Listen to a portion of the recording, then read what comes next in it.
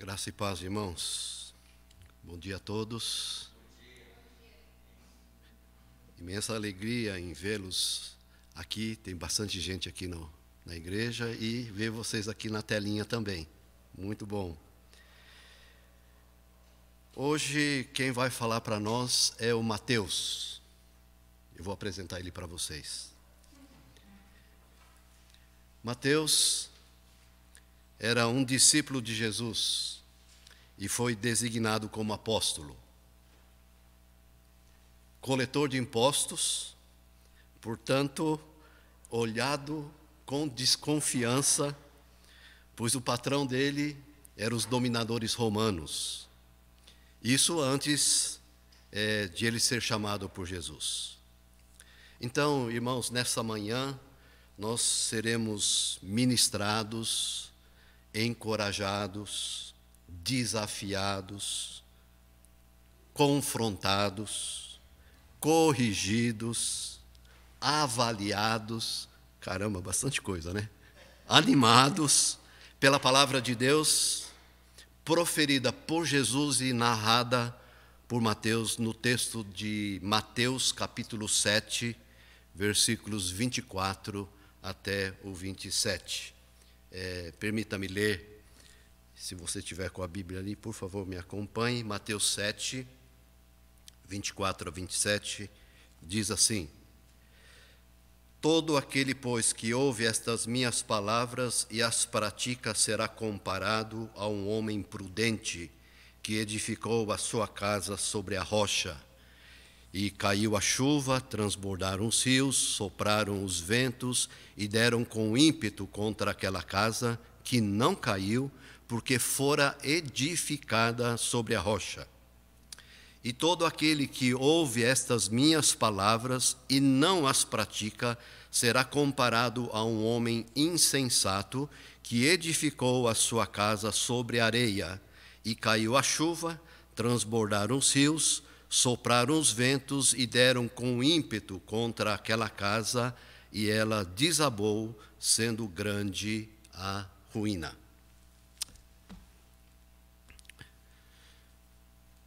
Muito bem, irmãos. Hoje nós olharemos esse primeiro discurso dos 5 discursos que tem nesse livro de Mateus. E esse discurso se encontra aqui do capítulo 5 até o capítulo 7, que é o Sermão do Monte. É Sermão do Monte que provavelmente Jesus fez, esse Sermão do Monte, né? Mateus, ele foi escrito para uma comunidade cristã judaica. E essa comunidade cristã judaica, ela foi formada, ela foi instruída através do Velho Testamento.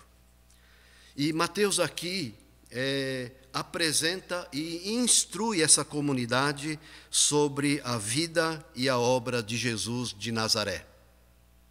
O intuito de Mateus é apresentar Jesus como Messias prometido a Israel. Junto com isso, Mateus também ele quer levar essa comunidade ao desafio de evangelizar e também de cumprir a grande comissão que está lá no final desse livro, no capítulo 28, 19 a 20, que nós conhecemos, que diz ali: Portanto, vão e façam discípulos de todas as nações, batizando-os em nome do Pai, do Filho e do Espírito Santo, ensinando-os a guardar todas as coisas que tenho ordenado a vocês. E eis que estou com vocês todos os dias até o fim dos tempos. Irmãos, para o cumprimento dessa grande comissão, a igreja só poderia fazer isso se conhecesse o Senhor Jesus e aquilo que esse Jesus ensinou. Hoje, irmãos, já sabendo disso, eu fico pensando por que ainda há dificuldades quanto ao cumprimento da grande comissão. Então, eu olho e vejo que Mateus estava certo. É porque não conhece a Jesus e os seus ensinamentos. Agora, pior é se não está fazendo e conhece o Senhor Jesus e os seus ensinamentos. Dá uma sensação de um peso maior. Vamos observar aqui a riqueza desse primeiro discurso que Mateus apresenta aqui. Jesus, nesse primeiro discurso, apresenta os verdadeiros valores do reino de Deus, diferenciado com o reino dessa terra. Jesus também ele fala da intimidade dos verdadeiros, ou melhor, da identidade dos verdadeiros discípulos. Fala lá, é sal e é luz, sal da terra e luz do mundo. Jesus também aqui apresenta os princípios, ações práticas com relação às outras pessoas. Jesus também fala dos 3 comos: como dar esmola, como orar e como jejuar. Jesus também ele traz um alerta quanto ao cuidado excessivo de olhar para si mesmo e o cuidado excessivo em manter um maior tempo centrado em acumular tesouros para si. Jesus também, nesse primeiro discurso, ele orienta a gente não andar ansiosos, no qual traz e produz estresse, e também encoraja a aprender a ir no lugar certo de descanso. Mateus 6,33: buscai, pois, em primeiro lugar o seu reino e a sua justiça, e todas essas coisas vos serão acrescentadas. Jesus também fala aqui dos 2 fundamentos, das 2 estradas, dos 2 senhores e também da luz e das trevas. Irmãos, vale a pena uma leitura e um estudo um pouco mais minucioso em cima desse conteúdo tão especial. E nessa série de preciosos ensinos, pensando que Mateus quer que os seus ouvintes conheçam bem aquele que foi prometido no Velho Testamento, ele exorta aqueles que têm uma vida teórica, só por fora, ou casca, e que não obedecem os ensinos de Jesus, estes não entrarão no reino de Deus.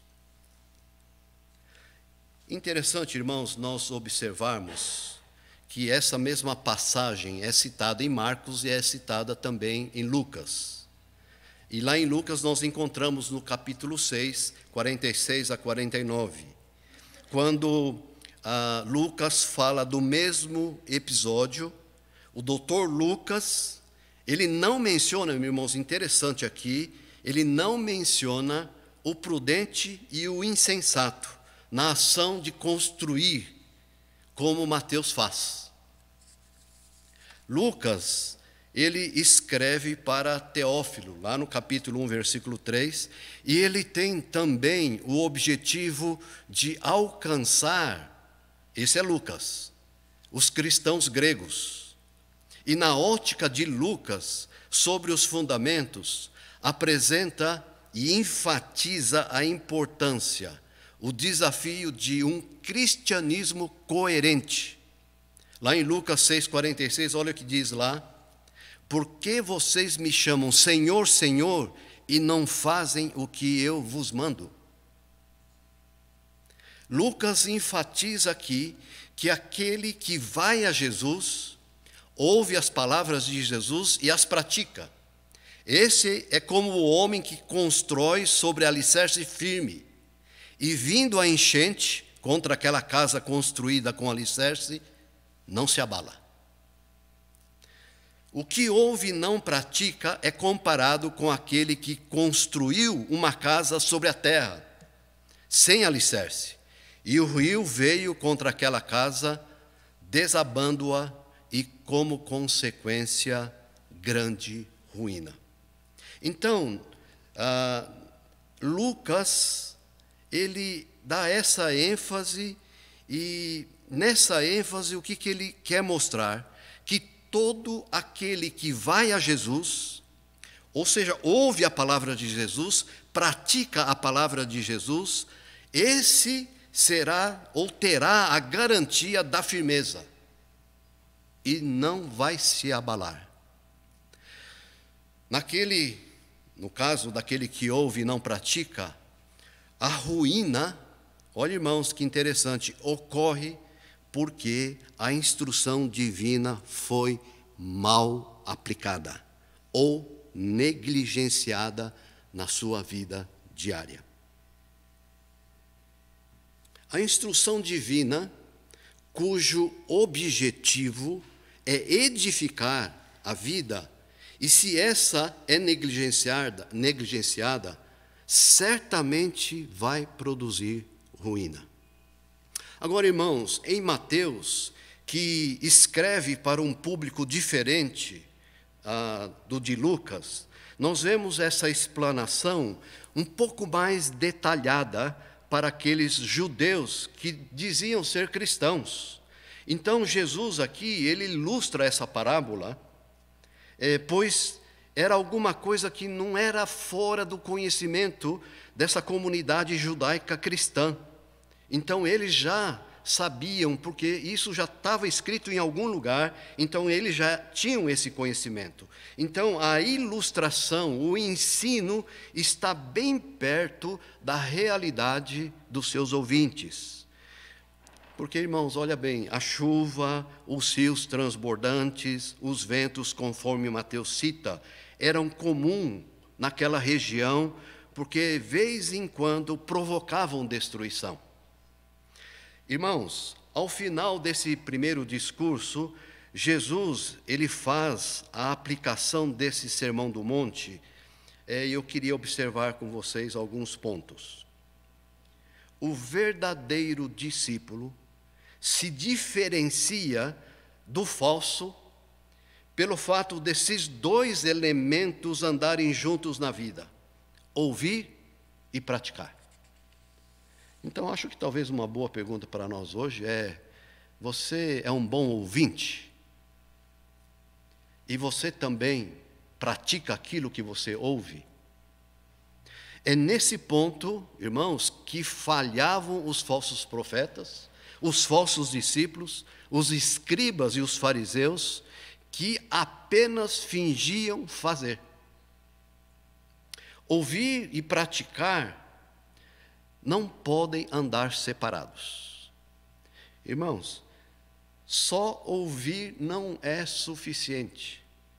Ô pastor, mas é melhor do que nada. Irmãos, Jesus diz que os discípulos assim são insensatos. Desculpa dizer isso, irmão. Não é nem eu que estou dizendo. É a palavra de Deus que está dizendo. E esse é o tipo de discípulo que sabe muito e nada produz. Então a prática sem ouvir é aceitável. Irmãos, Jesus, ele não baixa o padrão. Por quê? Pode surgir o interesse de querer fazer só o que lhe agrada e o que lhe é conveniente. Então a gente vai lendo aqui, a gente fica tudo apertado, né? Não tem para onde fugir. Então, irmãos, num pensamento assim, eu pergunto: vai praticar o quê? O que ouviu? E o que ouviu? A claridade desse ensino está bem dito por Jesus aqui nesse capítulo 7, versículo 21. Olha só: nem todo o que me diz Senhor, Senhor, entrará no reino dos céus, mas aquele que faz a vontade de meu Pai, que estás nos céus.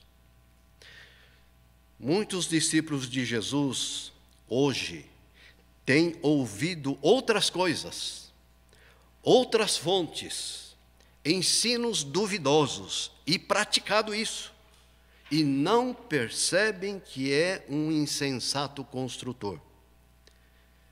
Deixa eu pensar com vocês alguns exemplos dessa questão, dessa prática. Tipo, uma pequena mentira, olha, vai te safar de um grande problema. O que é uma pequena mentira? Não.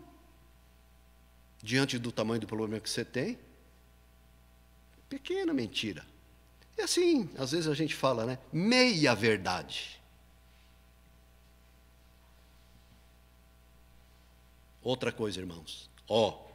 Eu não quero falar, mas eu vou falar. Um pequeno comentário, para não falar que é crítica. Irmãos, não sabe o irmão o estrago que isso pode produzir.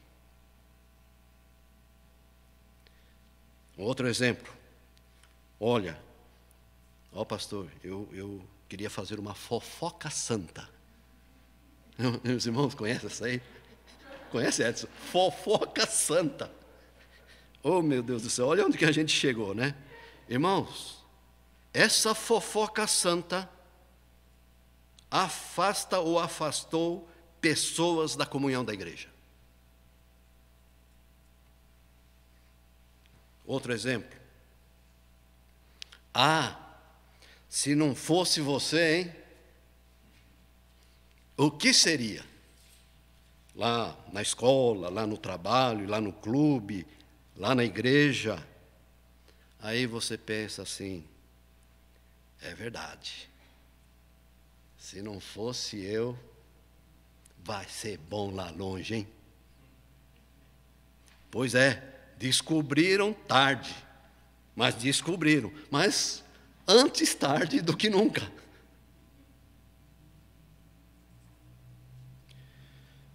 Irmãos, a figura do prudente e insensato é mencionado por Mateus.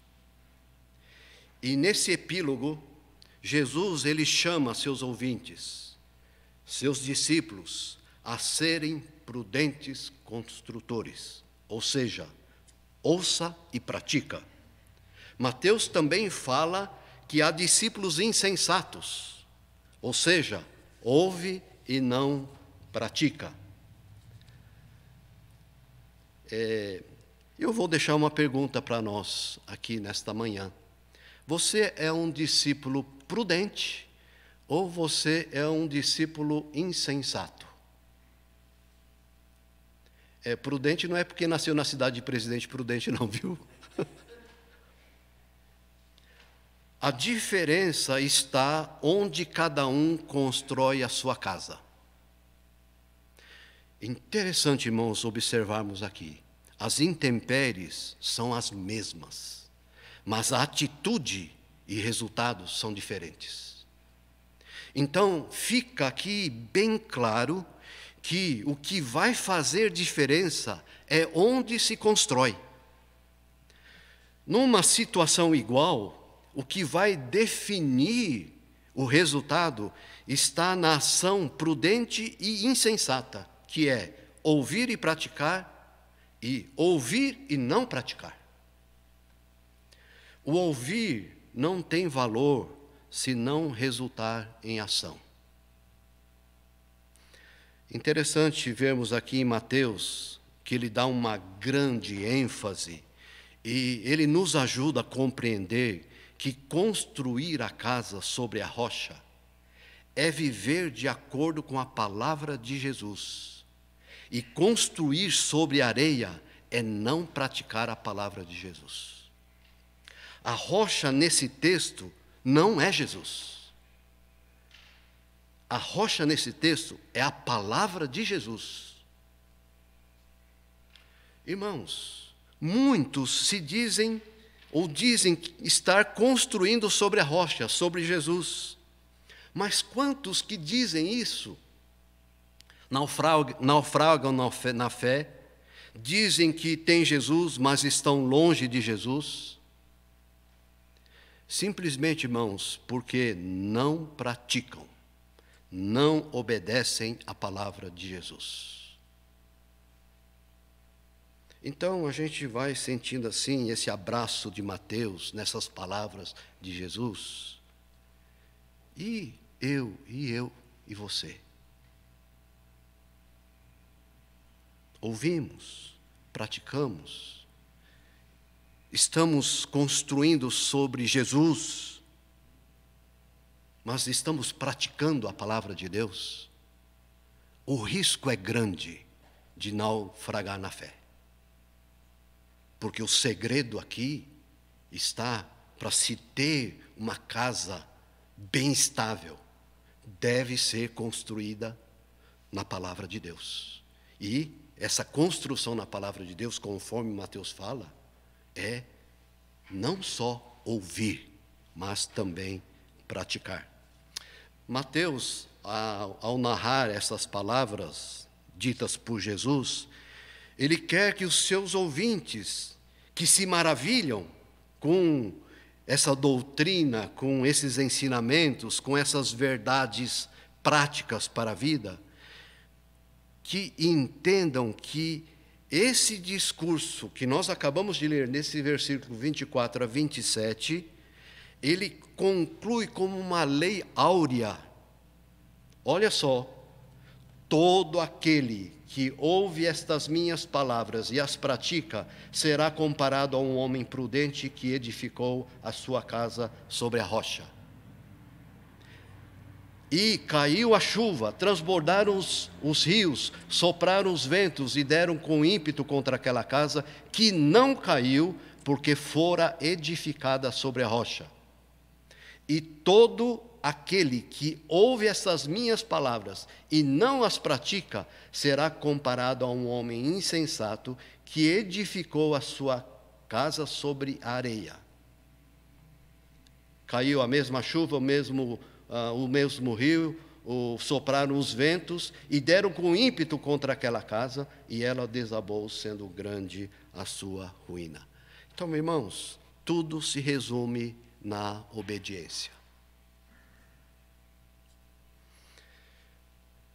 Conhecer cada vez mais a Jesus, conhecer cada vez mais o que Ele ensinou e obedecer e praticar aquilo que Ele falou e aquilo que Ele nos ensinou.